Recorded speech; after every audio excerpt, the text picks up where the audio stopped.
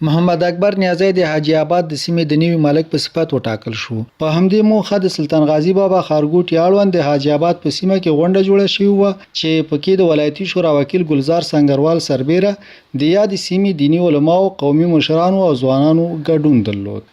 د غونډې په پیل کې د ولایتي شورا وکیل ګلزار سنگروال خبرې وکړې او ویل چې د یوې سیمې مشر کېدل اسانه ده، خو تر سره کول یې مشکل کار دی، هغه ځکه چې دا یو درون مسولیت دی. اوس دغه غوښتنه د دغه منطقې د دې کوڅې د خلکو وه او هم د همدې د منطقې د خلکو غوښتنه وه چې دغه اکبر ته یو قانوني او شرعي وثیقه د محکمې نه او د قضا نه وشکېږي د ده په نامه باندې، تر څو دی زموږ قانوني او شرعي ملک سي.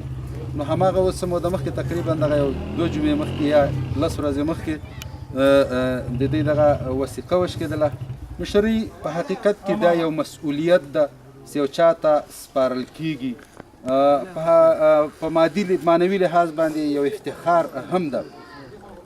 نو الله دې ته توفیق ورکړي چې د قوم د خپلو عزیزانو د خپلو دوستانو خدمت وکړي او په اخلاص سره وکړي او دغه ورسپارل سوی مسؤلیت د څنګه چې د الله او د الله د رسول امر او حکم ده د هغې مطابق دی مخکې بوځي.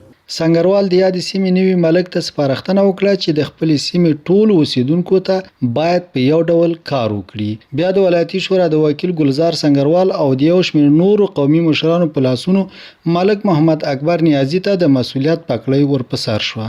د غونډې په پای کې ملک محمد اکبر نیازي د ټولو قومي مشرانو او دیني علماو نه د مننې ترڅنګ دوی ته ډاډ ورکړ چې په خپل ټول توان او ایماندارۍ سره به خپل ولس ته خدمت کوي. غونډه په هیواد کې د یووالي او د تلپاتې سولې په دعایي سره پای ته ورسېده.